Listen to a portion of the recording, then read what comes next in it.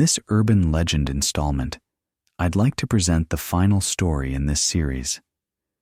This suggestion came in quite late, but the information about this particular urban legend turned out to be exceptionally intriguing and fascinating. I had never heard of this legend before, but as a special surprise for all of you, I decided to cover it here, as some of the details are, once again, damn compelling. I'm sure you'll enjoy learning about this as much as I did. If you haven't heard of Edward Mordake, and I believe that's how his surname is pronounced, then I hope you find this information interesting. If you have, then you know just how unusual this urban legend is. I'll be presenting not only information about him, but also about some other cases that are relevant to the story of Edward Mordake. And in the end, we'll try to figure out if this man was real, or if, over time, he became just another urban legend that took on a life of its own, which we now describe when telling his story and his fate. So, Edward Mordake. Who was this man? You can see his portrait, and it's immediately clear what's special about him. The special thing is that he had a fully formed second face on the back of his head. This is extremely unusual because other forms of what I understand to be called parasitic twins always feature only a partially deformed face, or, at best, a faint part of a formed face, usually located on the person's main face. This case is the only known exception where a person had a completely formed second face. Additionally, some descriptions claim this face acted entirely independently of Mordake's main face, which also goes against the understanding of typical parasitic twins. Moreover, other stories I'll share, which describe confirmed cases of parasitic twins, will contradict some of the information presented here. So, in the end, it will be up to you to decide whether this man was real or if his story merely became an urban legend that took on a life of its own over time. So, Edward Mordake, who was he? Information about him is extremely scarce. For some reason, as fantastic as the idea of a man with a face on the back of his head might seem, no one really documented his life, wrote about him, or reported on him in the newspapers or magazines of the time. In fact, the only known photograph associated with him is the one you see. Unfortunately, this is the only image I can use in this case, but it's also the only known photograph, which makes a certain amount of sense. If it's the only one, then it's also the best one possible, as it captures both faces at once. If the picture were taken from the front, the second face would be hidden, and vice versa. So, we do have the best possible image to discuss. The information about him is so limited that even his family connections are unknown. Lore only states that he apparently belonged to some kind of noble peerage. That's how it's described. And that, whatever this noble line was, he was a part of it, and was supposed to play a role in its continuation. Even his year of birth is unknown, but by most accounts, he seems to have been born sometime in the mid to late 1800s. That is generally the most cited time period associated with him. And he didn't live long. In fact, he died at the age of 23, and I'll explain the reason for that.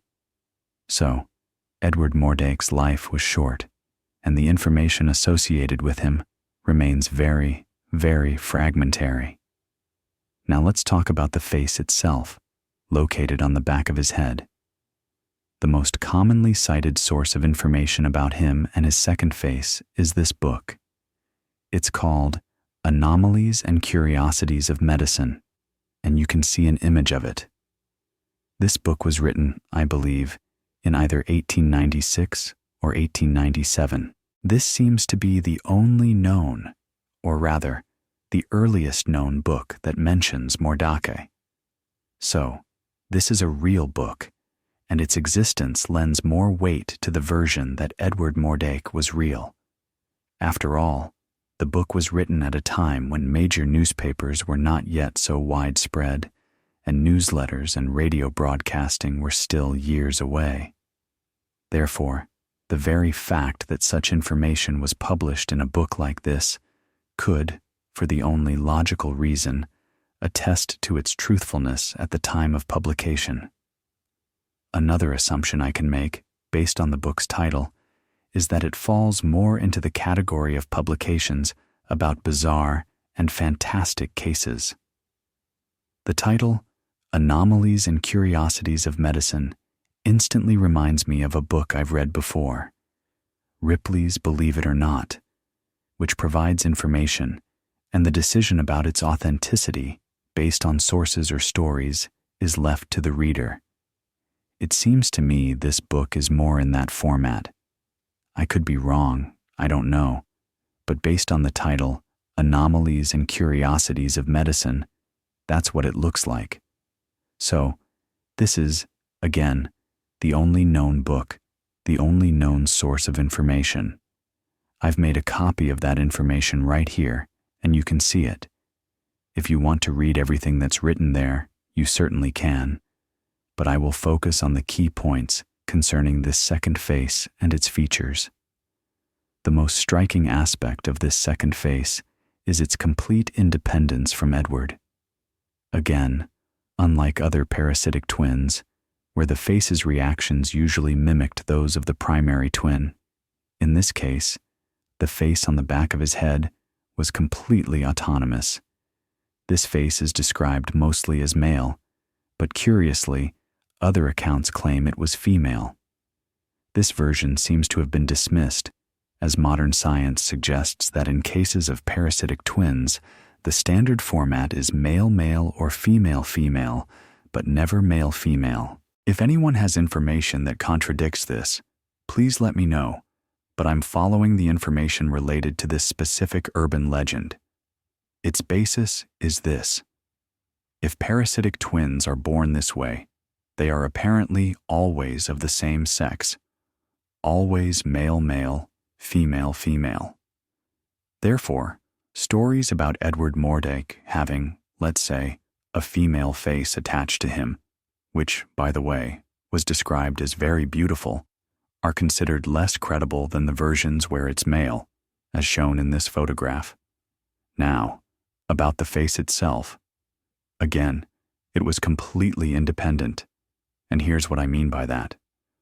When Edward smiled or his face expressed joy, the face on the back of his head would, on the contrary, look angry or start to cry, and vice versa. When Edward Mordake cried, this face would start to laugh or smile. Furthermore, people testified that whenever they walked past this face, its eyes would follow the person. It could be a man or a woman, but the face's eyes would track them, to the point where you knew for certain it was watching you. You could stop, move left or right, and the eyes would continue to follow you. How creepy is that, by the way? And the most interesting aspect of this face, and also the reason why Edward Mordake only lived to be about 23, is that whatever or whoever this face was, this twin brother of Edward, he was not a kind brother. And here's why. Eventually, Edward came to call this face his so-called demon face. The reason is that this twin, this parasitic brother, would whisper so-called things from hell to him. It was described as follows. The face would move its mouth, and anyone nearby would hear either incoherent mumbling or nothing at all. It seemed as though the face's lips were speaking, but no sound came out. But Edward, since it was directly connected to him, heard everything, and it was so horrible that at night, this brother, this parasitic brother, would whisper things from hell over and over all night long. Poor Edward was driven to the point of near madness. He couldn't bear that day after day, night after night, this brother, whoever or whatever he was telling him the most vile, horrible, disgusting things. It seemed to be the sole purpose of its existence, It was clearly an evil entity, and all day long all it did was spew these words. Only Edward could hear it. No one else did. But again, it was driving Edward insane. Driven to this state, he pleaded with doctors, those who specialized in removing such growths, begged them to rid him of this face on the back of his head. However, given how fully formed this face was and how inextricably it was linked to him, it was impossible to do so without endangering Edward's own life. In the end, Edward decided to take matters into his own hands, and he committed suicide. The most common story associated with his suicide is that he used poison. Everything his brother whispered, everything he did, pushed Edward to the limit. He couldn't take it anymore. And at the age of 23, that's the age most often mentioned in connection with his death, he simply took his own life. And even before his suicide, he had prepared a letter in which he wrote that whatever happened to him, whatever happened to his body after death, he wanted this face, whoever or whatever it was, this brother of his, to be removed, even at his burial. He did not want to be buried with this face on the back of his head, lest it, and I quote, continue its dreadful whisperings in my grave. How creepy is that? I mean, this man was driven to madness, and all the things this brother whispered to him, the most vile, the most hellish things, he didn't want it even after death. That's how strong his revulsion for his twin was. Another version of his suicide, according to other accounts, describes not poison, but that he took a pistol, placed it directly on the back of his head, between the eyes of the second face, and pulled the trigger, instantly ending both lives. But this version has not gained wide acceptance and is not as well documented. It seems to be more of a fantastical variant that arose in the course of writing these stories about his death. Instead, the most commonly cited cause of death is suicide, committed by himself. And that's it. That is the story of Edward Mordake. What became of his body? What became of his burial? No one knows, which is also very strange. After all, given such an anomaly, a man with a fully formed second face on the back of his head, one would assume that representatives of some scientific circles or high-ranking members of the medical field would have shown an interest in studying and possibly exhibiting such a significant specimen. But no, there are no records of him. No remains of his body have been found. So it either exists somewhere or is buried in an unknown location, or perhaps it was cremated and turned to ash. Who knows?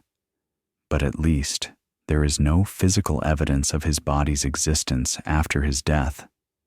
Nothing is associated with him after that. Now, the reason I mention all this in connection with the story of Edward Mordake is that some of its elements seem, again, fantastic. The idea of a man with a fully formed and completely independent face does not align with the most well-known real forms of parasitic twins, and I will describe a few such stories here. One of the more recent examples is a man named Shang Ju-ping, whose photograph you can see. And when I say recent, it's indeed quite a recent case. We're talking about the 1980s, when this man and his second face, his parasitic twin, became known. This man's story is as follows. He was born in China and had an underdeveloped face on the left side of his head. Again, you can see it in the photograph. It's also quite hard to make out in the picture, but faces typically associated with parasitic twins do not have full independence. And this is a photograph that, to some extent, confirms this. There is also a short video on YouTube that you can watch. It's only 8 seconds long, but it shows exactly what I'm talking about. When he smiles, the mouth of this face, protruding near his ear, also smiles. And when he stops smiling, the smile disappears. He is the most famous and recent example of a parasitic twin, at least among cases involving faces attached to each other. And this, so-called throat and lips of the second face, could not move independently, but the mouth reacted in sync with the opening of Shang's own mouth. So, again, this is a real case, a real person. The proof is a video recording, a real video that can be found on YouTube, and this confirms information that contradicts everything associated with the story of this man, Edward Mordake. There is another case that is also compared to Edward Mordake, but in this instance, the second face was fully formed, although, unfortunately, the only known photograph is what you see here, and you will immediately understand what I am talking about. These are the remains, the cranial remains of the two-headed boy of Bengal, who was supposedly born sometime in 1783. That is, this is much earlier, in fact, a whole century before Edward Mordake himself. But whoever this two-headed boy was, he had at that time the most fully formed, but not independent, specifically the most fully formed, second face of all known cases before Edward Mordake. And the story of this person, this boy, is that he was born in Bengal, and when he came into the world, his mother immediately discovered, "Oh my God, this baby has a second face located on the top of his head." This fact also explains why some have questioned the reality of Edward Mordake's story. When parasitic twins appear on another person's face, they are generally not attached perfectly to the back of the head. Instead, they are usually located either on the very top of the head, as the skull image demonstrates, or are deformed on other parts of the body. The description of Edward Mordake, attributing to him a fully formed, perfect second face, only exacerbates the fantastical element mentioned earlier.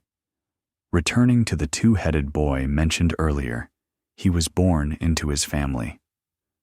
Upon discovering the second face, his mother was so horrified that she tried to throw the infant into a fire, but the child was saved.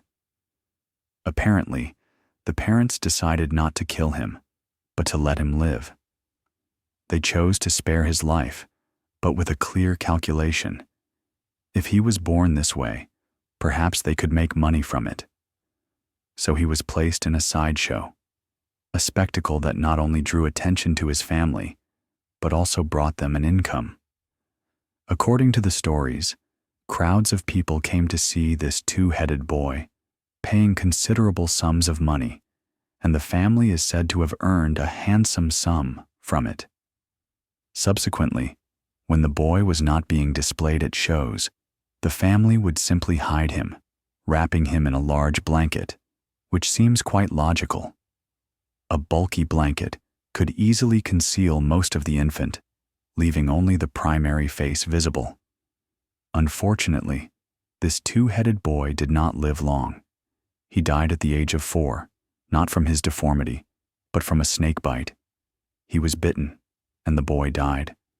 At that time, there was no antivenom or treatment that could save him. Thus ended his life.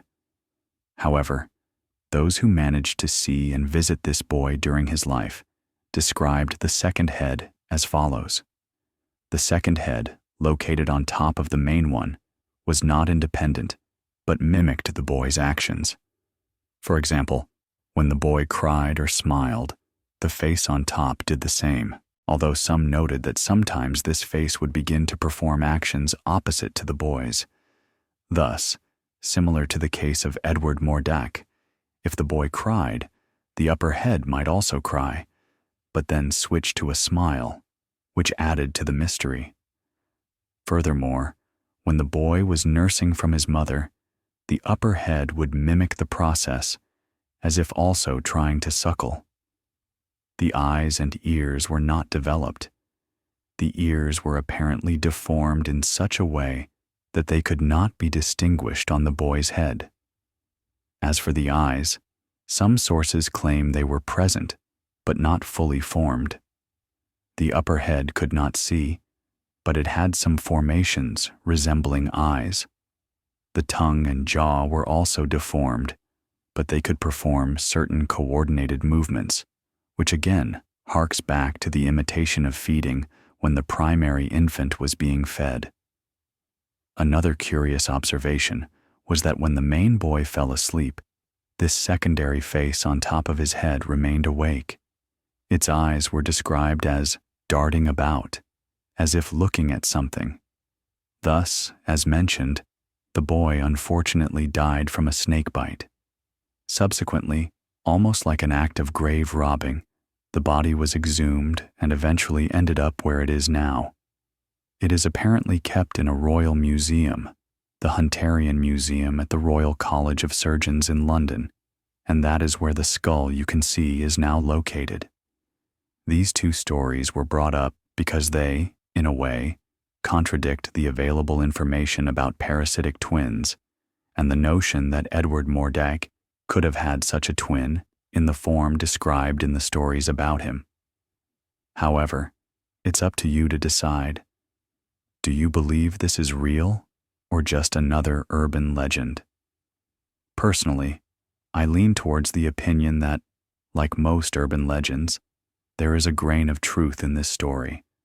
But as for the picture, I have my doubts. I would love to have more information about the photograph, because if someone could establish its date or origin, it would provide a powerful boost to confirming its authenticity. Essentially, the picture circulating on the internet and associated with Edward Mordake could be a fake, simply someone's realistic model from which it spread.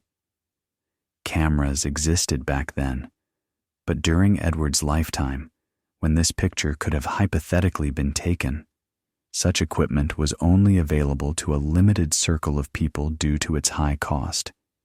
If he truly belonged to a noble line, that could serve as an explanation. Thus, the situation seems rather murky. I believe there is something real at its core, but parts of the stories about him have taken on a more bizarre, implausible character.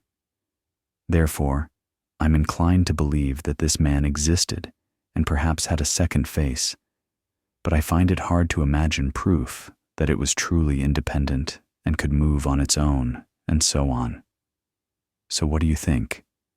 Is Edward Mordake a real person, a work of fiction, or an urban legend lost to time?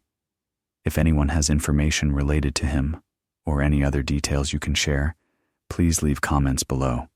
It would be interesting to see if such data emerges. All right, thank you all once again. Until next time.